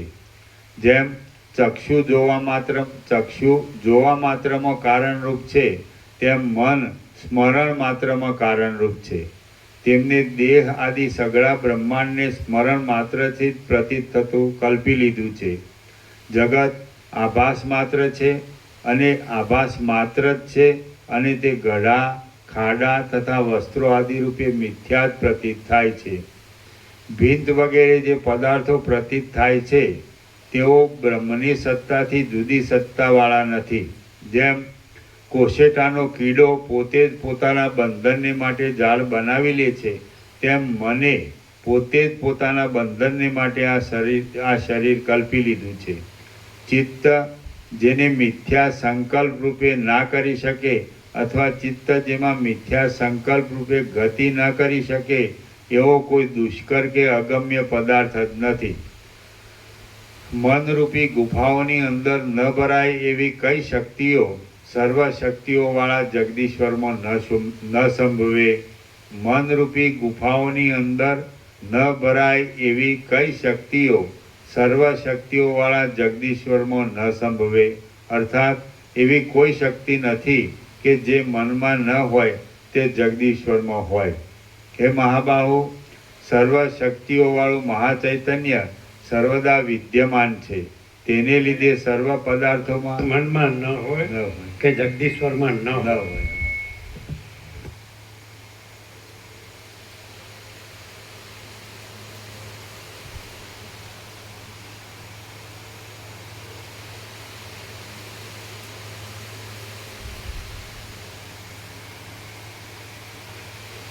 અર્થાત એવી કોઈ શક્તિ નથી કે જે મનમાં ન હોય તે જગદીશ્વરમાં ન હોય. હે મહાબાહો, સર્વ શક્તિઓવાળું મહાચૈતન્ય સર્વદા વિદ્યમાન છે. તેને લીધે સર્વ પદાર્થોમાં સર્વદા સાચાપણું પણ સંભવે છે અને સર્વદા ખોટાપણું પણ સંભવે છે. હા. તેને લીધે સર્વ પદાર્થોમાં સર્વદા હે મહાબાહો, સર્વ શક્તિઓવાળું મહાચૈતન્ય સર્વદા વિદ્યમાન છે. તેને લીધે સર્વ પદાર્થોમાં સર્વદા સાચાપણું પણ સંભવે છે અને સર્વદા ખોટાપણું પણ સંભવે છે. સર્વ પદાર્થો મહાચૈતન્યમાં કલ્પિત હોવાને લીધે મહાચૈતન્યની સત્તાથી સાચા છે અને પોતપોતાની સત્તાથી ખોટા છે. હે રામ, મન સ્વપ્ન અવસ્થામાં વાસનાથી જ બીજા શરીરને ગ્રહણ કરી લે છે, તો તેવી રીતે આ શરીરને પણ તેણે જ ગ્રહણ કરેલું છે એમ વિચારો. મન સઘળી શક્તિઓવાળું હોવાને લીધે સઘળા જગતની કલ્પના તેણે જ કરી છે એમ વિદ્વાનો સમજે છે. દેવ, અસુર અને નર આદિ સઘળા પદાર્થો સંકલ્પથી જ બનેલા છે અને સંકલ્પ શાંત થાય તો તેઓ તેલ વગરના દીવાઓની પેઠે શાંત થઈ જાય છે. હે મહાબુદ્ધિમાન, આ સઘળું જગત આકાશ જેવું શૂન્ય છે, કલ્પના માત્રથી ઉદય પામેલું છે અને એક જાતનું બહુ લાંબુ સ્વપ્ન જ પ્રતીત થયું છે એમ સમજો. હે સુવિચારવાન, વાસ્તવિક રીતે જોતા આ જગતમાં કોઈ પદાર્થ કદી પણ જન્મતો નથી અને કદી પણ મરતો નથી. જન્મ મરણ આદિ સઘળું મિથ્યા જ છે. જગત બ્રહ્મરૂપ છે તેથી તે કદી કાંઈ પણ વધતું નથી અને કદી કાંઈ પણ ઓછું થતું નથી. તેમાં કયું છોલાઈ જાય એમ છે અને કયું તૂટી જાય એમ છે કે તેને માટે શોક કરવો પડે? હે રામ, સૂક્ષ્મ વિચારથી આત્માને કલ્પિત જગતથી અત્યંત ન્યારો નહીં સમજતા તેને દેહરૂપ સમજીને મૂર્ખાની પેઠે મનમાં શા માટે મૂંઝાયા કરો છો? જેમ સૂર્યના તાપને લીધે ઝાંઝવાના પાણી ખોટા હોવા છતાં પણ દેખાય છે, તેમ મનની કલ્પનાથી આ સઘળા બ્રહ્માંડિક પદાર્થો મિથ્યા હોવા છતાં પણ દેખાય છે. જગતમાં સઘળા દ્રશ્ય પદાર્થો બે ચંદ્રના વિભ્રમ જેવા છે, મનોરથની પેઠે ઉઠેલા છે અને કેવળ અજ્ઞાનથી ઘડાયેલા છે. જેમ વહાણથી જનારાને વૃક્ષો ચાલતા હોવાની મિથ્યા બુદ્ધિ ઉદય પામે છે, તેમ સર્વ જીવોને આ સઘળા દ્રશ્યોની પરંપરા પણ મિથ્યા જ ઉદય પામેલી છે. આ જગત એક જાતની ઇન્દ્રજાળ છે, માયાએ રચેલા પાંજરા રૂપ છે, મનની કલ્પનાથી જ બનેલું છે અને ખોટું હોવા છતાં સાચા જેવું પ્રતીત થાય છે એમ સમજો. આ જે સઘળું જગત છે તે બ્રહ્મ જ છે, માટે તેમાં ભેદનો સંભવ જ ક્યાંથી હોય? ભેદ જ કેવો હોય અને તે ભેદ ક્યાં રહે? આ પર્વત છે અને આ વૃક્ષ છે, એવી રીતે ભારે આડંબરવાળો આ વિભ્રમ ખોટો હોવા છતાં પણ મનની ભાવનાની દ્રઢતાને લીધે સાચા જેવો જણાય છે. હે રામ, આ જગત વિચાર વગરના પુરુષને અનેક જન્મોમાં ભમાવે એવું છે, માટે કામના સહિત, તૃષ્ણા સહિત અને કલ્પના સહિત એ જગતની ભાવનાને છોડી દઈને નિષ્પ્રપંચ આત્મ સ્વરૂપની જ ભાવના કરો. જેમ સ્વપ્ન મોટા આડંબરવાળું હોવા છતાં પણ માત્ર ભ્રાંતિ જ હોય છે અને વાસ્તવિક નથી, તેમ ચિત્તે પ્રાપ્ત કરેલું આ જગત પણ ભ્રાંતિ જ છે અને વાસ્તવિક નથી. માટે હે રામ, આ જગત પણ એક જાતનું લાંબુ સ્વપ્ન જ છે એમ સમજો. આ સંસારનો આડંબર માત્ર દેખાવમાં જ રમણીય છે, તે મિથ્યા છતાં જ ગ્રહણ કરવામાં આવે છે અને આશાઓરૂપી ઝેરી નાગણીઓના રાફડારૂપ છે, માટે તેને છોડી દો. આ જગત મિથ્યા જ છે એમ જાણીને તેમાં રુચિ જ રાખો નહીં. સમજો પુરુષ ઝાંઝવાના પાણીને જાણ્યા પછી તે માટે દોડતો જ નથી. જે મૂઢ બુદ્ધિવાળો પુરુષ પોતાના સંકલ્પથી ઉઠેલી મનોરાજ્યની લક્ષ્મીને સાચી માનીને તેને અનુસર્યા કરે છે, તે પુરુષ દુઃખોનું પાત્ર જ બને છે. સાચી વસ્તુ ન હોય તો લોકો ભલે ખોટી વસ્તુ ઉપર દોડ કરે, પરંતુ જે પુરુષ સાચી વસ્તુને ત્યજી દઈને ખોટી વસ્તુ ઉપર દોડ કરે છે તે નાશ જ પામે છે.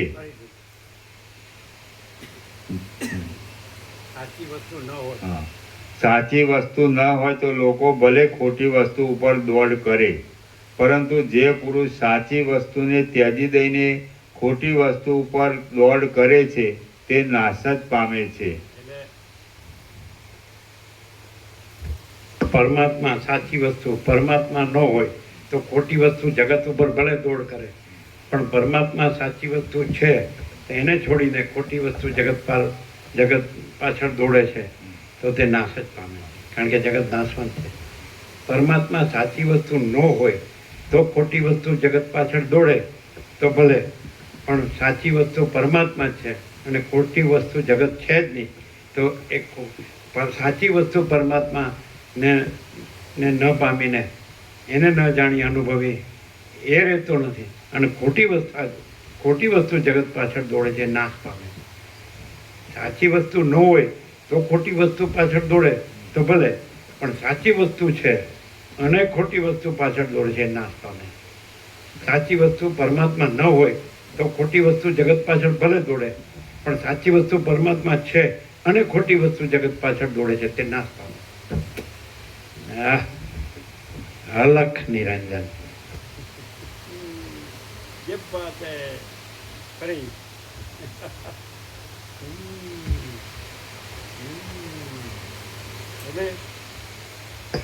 ખોટી વસ્તુ જગત પાછળ દોડે છે એનો અર્થ એમ કે સાચી વસ્તુ પરમાત્માને ગણતો નથી,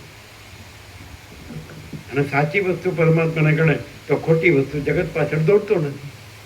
બધા પૈસાને ભોગો પાછળ જ દોડે છે, કોઈ પરમાત્મા માટે કાંઈ કરતો નથી.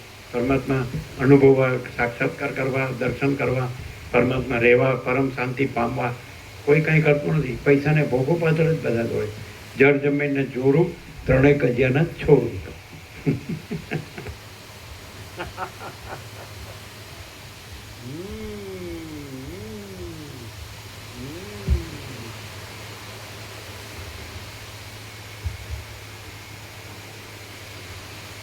સાચી વસ્તુ ન હોય તો લોકો ભલે ખોટી વસ્તુ ઉપર દોડ કરે, પરંતુ જે પુરુષ સાચી વસ્તુને ત્યજી દઈને ખોટી વસ્તુ ઉપર દોડ કરે છે તે નાશ જ પામે છે. જેમ રજ્જુમાં સર્પનો ભય મનના વ્યામોહ રૂપ જ છે, તેમાં જગત પણ મનના વ્યામોહ રૂપ જ છે. કેવળ વાસનાઓની વિચિત્રતાને લીધે લાંબા કાળથી જગત દેખાયા કરે છે. જગતના પદાર્થો જળની અંદરના ચંદ્રના પ્રતિબિંબની પેઠે મિથ્યા ઉદય પામેલા છે. તેઓ ચંચળ છે, મૂર્ખ જ તેનાથી ઠગાય, પણ તમારા જેવા તત્વવેત્તાએ તેનાથી ઠગાવવું જોઈએ નહીં. જે પુરુષ આ સંસારની ભાવનાથી સુખ મળવાનું માનતો હોય તે પુરુષને માત્ર અગ્નિની ભાવનાથી જ ટાઢ મટ્યાનું માનનારા જેવો મૂર્ખ જ સમજવો જોઈએ. જેમ મનની કલ્પનાને લીધે હૃદયમાં ખોટું નગર પણ જોવામાં આવે છે, તેમ આ વિસ્તીર્ણ જગતરૂપી ખોટું જડ પિંજર પણ મનની કલ્પનાથી જ જોવામાં આવે છે. આ જગત મનના રાગથી ઉદય પામે છે અને મનના રાગનો નાશ થતાં જ તે નાશ પામે છે. આ જગત ગંધર્વ નગરની જેમ ખોટી રીતે વૃદ્ધિ પામેલું પ્રતીત થાય છે. આથી હે રામ, આ જગતનો નાશ થઈ જાય છે તો કશી હાનિ થવાની નથી, અને આ જગત વૃદ્ધિ પામે તો તેથી કશો લાભ પણ થવાનો નથી. હૃદયમાં મનની કલ્પનાથી ઉદ્ભવેલું મોટું નગર ભાંગી જાય તો કોનું શું ઘટી જાય છે, અને વૃદ્ધિ પામે તો કોનું શું વધી જાય છે. જેમ બાળકો રમકડાઓમાં પુત્ર આદિની કલ્પના કરી લે છે, તેમ મહાચૈતન્યમાં આ જગતના પ્રવાહની કલ્પના મન વડે જ કલ્પાયેલી છે. જેમ ઇન્દ્રજાળનું જળ ભ્રષ્ટ થઈ જાય અથવા નષ્ટ થઈ જાય તો કોઈનું કાંઈ જતું નથી, તેમ આખો સંસાર પણ ભ્રષ્ટ થઈ જાય અથવા નષ્ટ થઈ જાય તો પણ કોઈનું કાંઈ જતું નથી.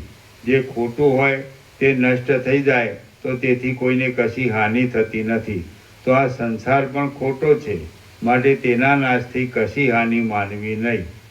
આ સંસાર એ રીતે મિથ્યા જ છે, માટે તેમાં કોઈ પણ પદાર્થ માટે હર્ષ કે શોક કરવો યોગ્ય નથી. હે મોટી બુદ્ધિવાળા રામ, જે પદાર્થ અત્યંત ખોટો જ છે તેમાંથી શું જતું રહેવાનું છે? આમ જ્યારે કશી જ હાનિ થવાની નથી ત્યારે દુઃખ આવવાનો પણ શો પ્રસંગ છે? સઘળા જગતને બ્રહ્મરૂપે ગણીને અત્યંત સત્ય માનીએ તો પણ જે વસ્તુ અત્યંત સત્ય છે તેમાંથી કશું જતું નથી કે તેમાં કશું આવતું નથી. તો જગતના પદાર્થોને સારું શા માટે સુખ દુઃખ ધરવા જોઈએ? અથવા હે મહામતી, નામરૂપોને લઈને જગતને અત્યંત અસત્ય માનીએ તો જે વસ્તુ અત્યંત અસત્ય છે તેમ કશો અંશ વધવાનો સંભવ નથી. માટે જગત સંબંધી સુખોની વૃદ્ધિથી હર્ષ ધરવાનો શો પ્રસંગ છે? મોટી ખટપટ કરાવનારો આ સંસાર અત્યંત ખોટો જ છે. તેમાં ગ્રહણ કરવા યોગ્ય એવી શી વસ્તુ છે કે જ્ઞાની પુરુષને તેની ઈચ્છા થાય? તેમજ બ્રહ્મમાં કલ્પિત હોવાને લીધે કેવળ બ્રહ્મમય જ હોવાથી સંસાર અત્યંત સત્ય પણ છે. તો અત્યંત સત્ય પદાર્થમાં એવું શું ત્યજી દેવા યોગ્ય હોય કે જ્ઞાની પુરુષો તેને ત્યજી દે? મિથ્યા સંસારમાં ગ્રહણ કરવા યોગ્ય કે ત્યજી દેવા યોગ્ય કંઈ છે જ નહીં. જગત અત્યંત અસત્ય છે તો પણ તેમાં કશાને માટે સુખ ધરવાનો અવકાશ નથી.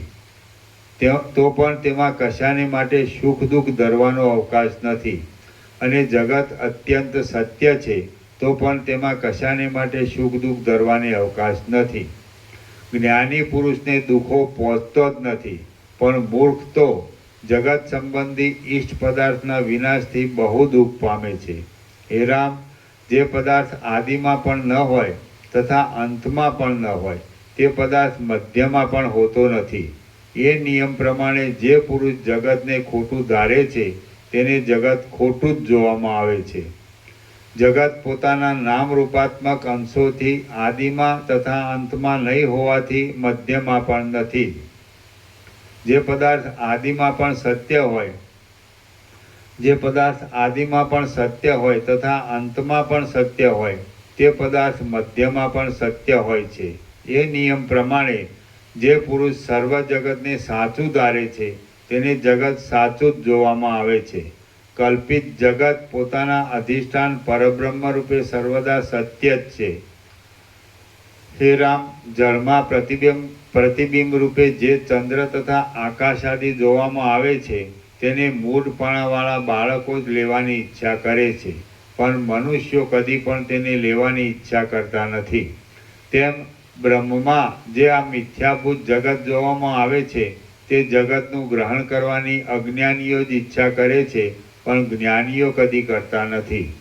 દેખવામાં મોટા આકારવાળા પણ સત્યતા વગરના પ્રયોજનોથી બાળક સંતોષ પામે છે, પણ તે સંતોષ પરિણામે દુઃખને અર્થે થાય છે અને સુખને માટે થતો નથી. આથી હે કમળલોચન રામ, તમે મિથ્યાભૂત જગતના પદાર્થોથી સંતોષ પામવામાં બાળક સમાન થાઓ નહીં, પણ અવિનાશી પદને જોઈને નિત્ય તથા સ્થિર સુખનો જ આશ્રય કરો. મારા દેહ સહિત આ સઘળું જગત વાસ્તવિક રીતે છે જ નહીં એવો નિશ્ચય રાખીને તમે દેહાદિના વિનાશ માટે કશો શોક રાખો નહીં.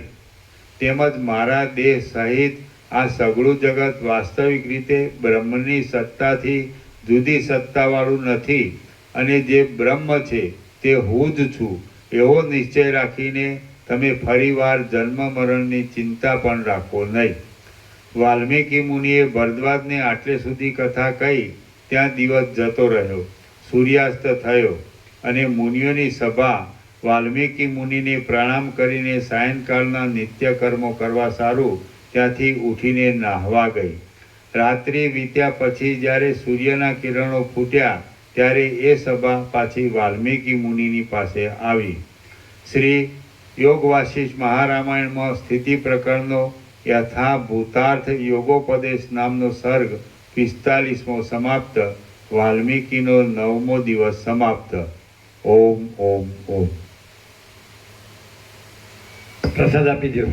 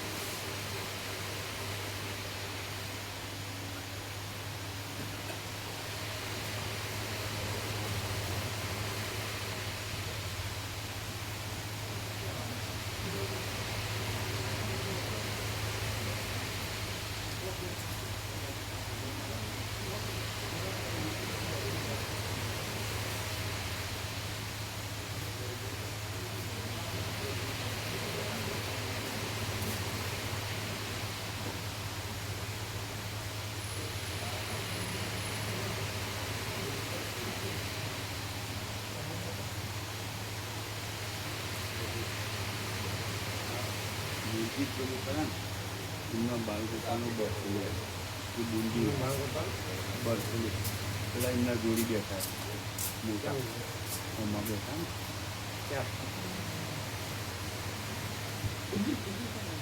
તમારા બાળ ગોપાલ આવી જાય happy birthday to you. Happy birthday to you.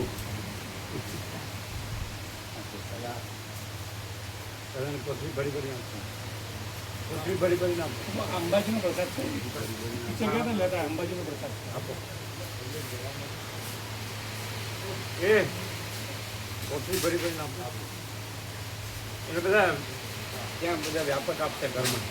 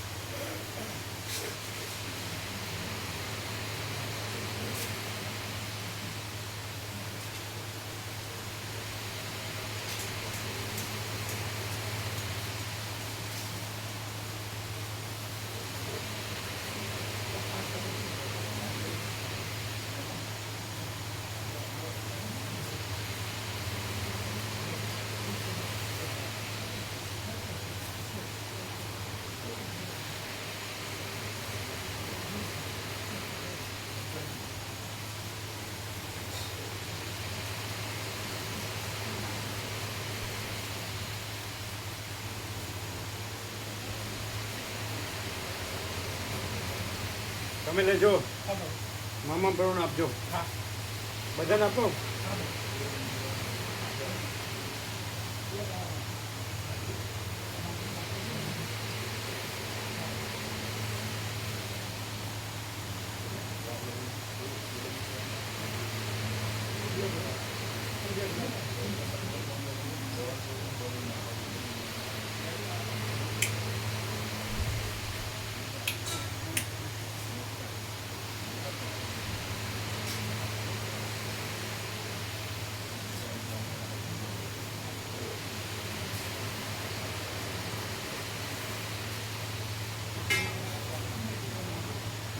બીજા કોઈ નામ આવ્યા નથી ને? આપણે આનું પ્રિયંક પ્રભુ કોણ? પ્રિયંક પ્રભુ એનું નામ આવ્યું છે?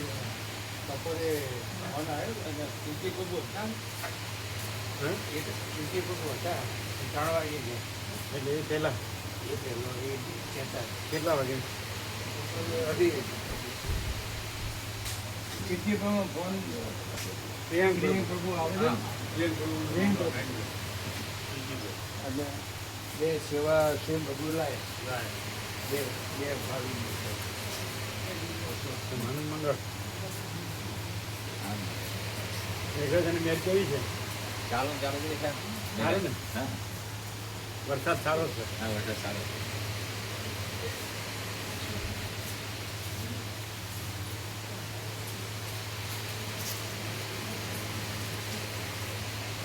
હા તો લખી દો પણ એને કીર્તિપ્રભુની બાજુમાં લખવું, લખી દીધું એડજસ્ટ કરવાનું. કીર્તિપ્રભુની બાજુમાં કીર્તિપ્રભુ કીર્તિપ્રભુને એના ઘેર છે ને ત્રણે જણા. પણ હજી આપણે એક જ હે જગ્યાએ એક જ થાય એટલે પ્રિયાંક પ્રભુ આવી ગયા ને એટલે ત્રણ થઈ ગયા. તો માડી પ્રસાદ લાયો છું પણ કાલે આપણે બધા બીજા ભાઈ આવે ને એ બદલ આપવાની તો પ્રસાદી પ્રસાદ બુંદી પર સાહેબ વધ્યો એટલે કાલે અપાશે. કાલે આપી એટલે દે ચાલુ જ રહેશે. આપણો આ ભાઈ આપી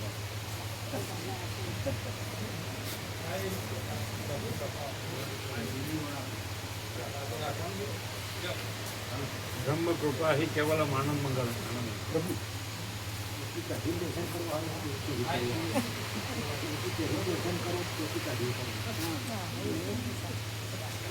જે આખો અનંત ચૈતન્ય પ્રકાશ છે પરમાત્મા, એમાં કોઈ આકાર છે જ નહીં,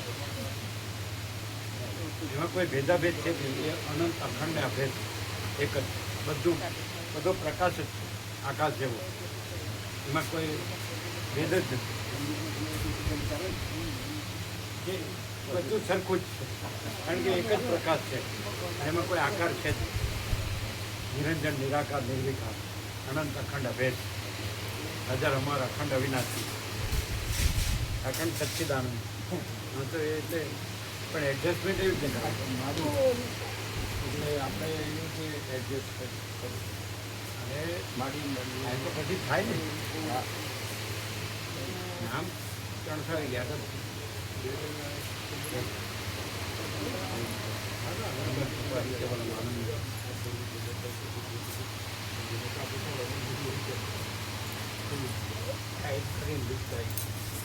આવી ગયું આવી ગયું.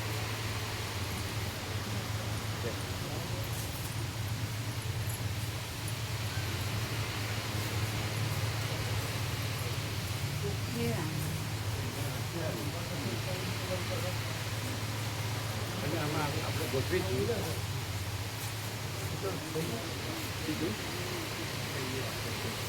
જોડે કરાય. અમે બતાડો ક્યાં મૂકવું આમ બતાડો. એ બે જે હોય ને કીર્તિપ્રભુ ને મારી બે હોય ને એની હારે જ એને ગોઠવા.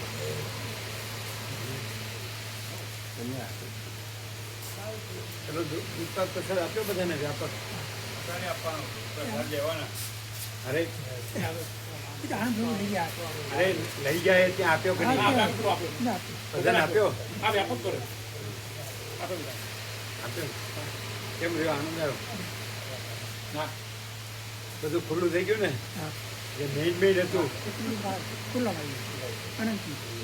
અને વંચાતું હતું ને પણ તમે પછી આવ્યા ને? પછી આવ્યા. બોલ્યા પછી આપણે હવે આ જ છે બસ.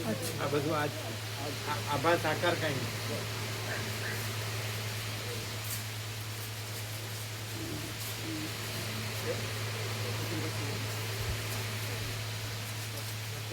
કેવું થયું? આનંદ પ્રભુને આનંદ આવ્યો? આનંદ પ્રભુને આનંદ આવ્યો? કાકા પ્રભુને બધાને? એને મેઇન વસ્તુ ખુલ્લી થઈ ગઈ ને કે પ્રકાશ જ છે, આભાસ આકાર નથી. અને ઢાંક્યું નહીં એને આ લોકો બધું કાચું કામ છે. એને આને પ્લાસ્ટિકનું કવર કરો. આ લોકો બધા નવા છે. હવે ક્યારે સવારે ટીપી મારી ગયા છે આપણે ગોવિંદ પ્રભુ ખરા ને એમને પેલા નાના હતા બાળ ગોપાળ એમનો સંબંધ કર્યો કંઈક એવું કહેતા હતા.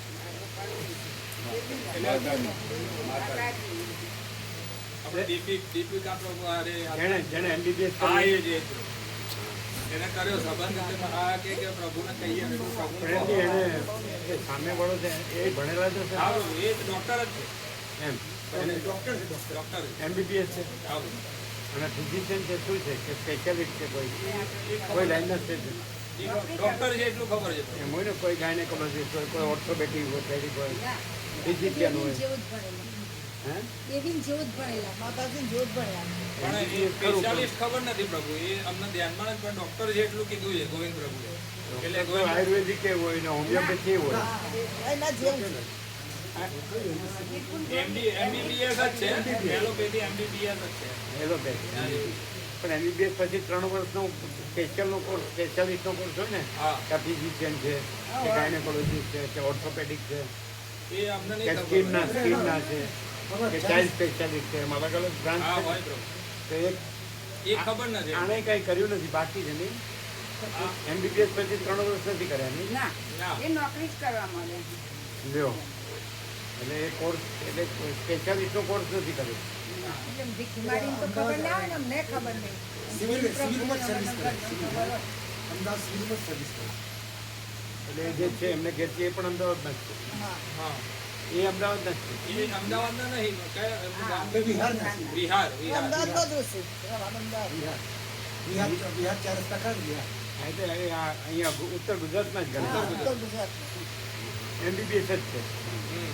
MBBS એ બે સરખું જ એટલે ભણતર ભણશે હજુ પ્રભુ આગળ અત્યારે તો છે જ આગળ ભણશે લગભગ હા સ્પેશિયાલિસ્ટ થવું થશે પડે થશે 3 વર્ષ કરવા પડે હા એ રીતે થશે તો એ ફિઝિશિયન થાય એટલે હવે સંબંધ ગોઠવાય છે.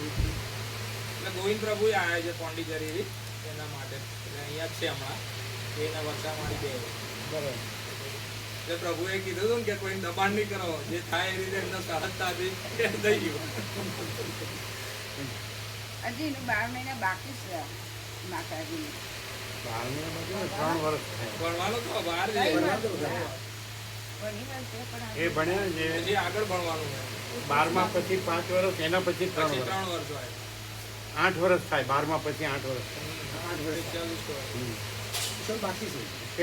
સ્પેશિયલ કોર્સ સ્પેશિયાલિસ્ટનો કોર્સ ત્યાં પીજી કરાવે એને ચોકડીઓ પોંડિચેરી મળ્યું નતું ને એટલે ઓય બોલાવી અમે ઓય મળ્યા છે તો પોંડિચેરી મળ્યું એટલે પછી તો ના કાઢી આવેલા એટલે પોંડિચેરી મળ્યું એટલે પીજી કરવા માંડી અત્યારે પ્રભુ એવું કંઈક કરે છે ગવર્મેન્ટમાં જે જગ્યાઓ હોય ને ગામડે ત્યાં જઈને સેવાઓ આપે છે એટલે અત્યારે ગવર્મેન્ટની જોબ જેવું જ છે અને પછી આગળ ભણવાનું કરશે હજુ સ્પેશિયાલિસ્ટ માટે ભણવું પડે હા ભણવું પડે. 3 વર્ષ પૂરા કરવા પડે હા ક્યારે પૂરું થાય 3 વર્ષ હજી કરવા પડે આ તો ઓય આપશે ને એ એટલે તો આવશે રિયાજપુરીમાં પણ આવશે બધા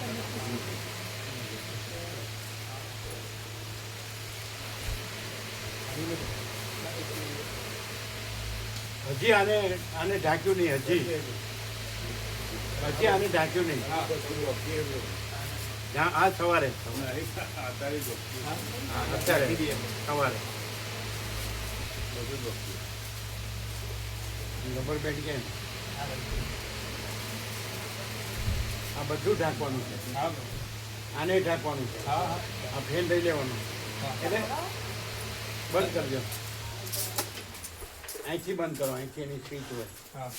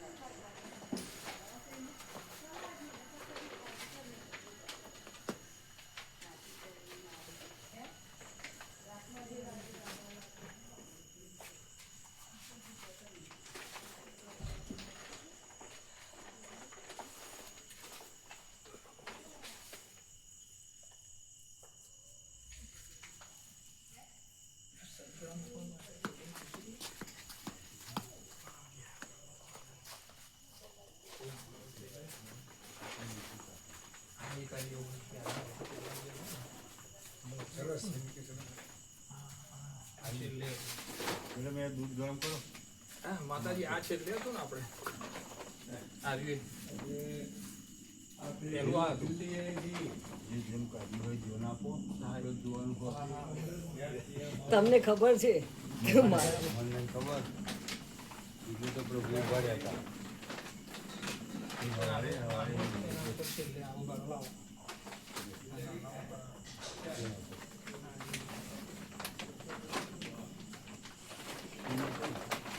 દોરીએ ચોક બોલતા. આ દોરીએ છેલ્લે પછી આના ઉપર પ્રભુ હા એના પહેલા પેલું મૂકી દો.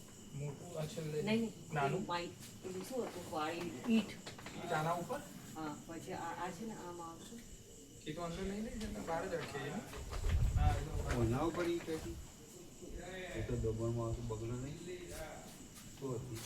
છેલ્લે મૂકતા હતા તમે એટલે કાઢી પેલું હા એવી ઈટ ડાયરેક્ટ નહીં કંઈક વાળેલું છે હા હા, એ છે એક આ મૂકીએ પછી એના ઉપર પેલું હશે. બોલો હમણાં. આ રહી ઈટ. ઈટ વાળેલી છે ડાયરેક્ટ ઈટ નહીં આવી આવી નહીં ડાયરેક્ટ નથી આની સરસ વાળેલી છે આ છે હા આમાં વાળેલી એ સળ પડેલો જ છે એ રીતે જ આમ વાળી દઈએ. એમ નહીં તમે કાઢી દીધું, તમે જુઓ ને.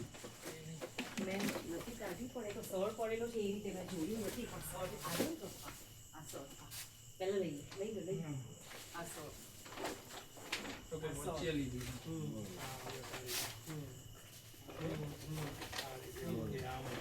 રાઈટ. મૂકો. હા પેલું આવી. પછી પછી આના ઉપર આવે પેલા ઉપર મૂકી એના ઉપર આ હતું ને હા એ નાનું એક નાનું આવશે પછી મોટું આવે પછી મોટું હા એ આ સરખું નથી સરખું કરો. અડધું અડધ આ સર જેવું કાપેલું જેવું. આ પેલું જ છે. લાંબુ લાંબુ પછી આ પેલું બોર્ડનું કોક કોથળી હા, એ કોથળી તો છે એનું કરું અને આ છેલ્લે મોટું કરીને દોરી બાંધી એટલે નીચે જવા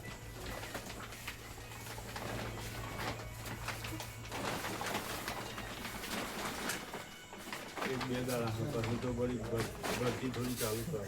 આ દોરી આ આવી તારે ઓટ આવી ગયા. લ્યો અહીંથી તમે આગળ અમાસની ઓટ આવી ગઈ. અને આ બે છેડા લ્યો હું અહીં પાછળ આવું તો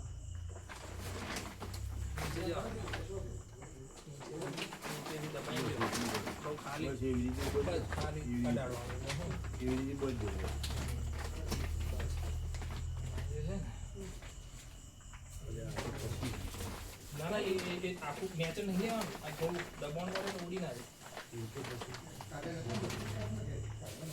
સાઈડ બધો. સાઈડ બાંધો ના બધો સાઈડ કરો. કરો સાઈડ. કરો હજુ સાઈડ બધો. અને આ ચાલ ને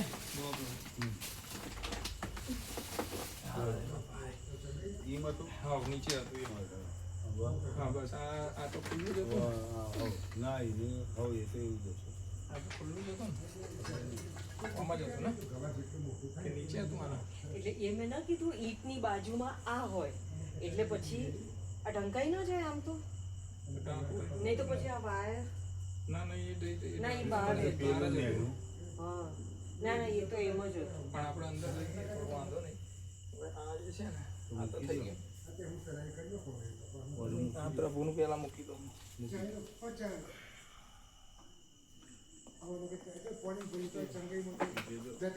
માતાજીને કીધું તો કીધું તમે સવારે ધ્યાન રાખજો. કીધું સવારે થોડું ધ્યાન રાખજો. મને પ્રભુ તમે આમાંથી મુક્ત કરો મોંમાંથી નહીં, ત્યાંથી મુક્ત થવાનું. સોનો રોમ રો. આ ખતરનાક છે બધું ના ના કશું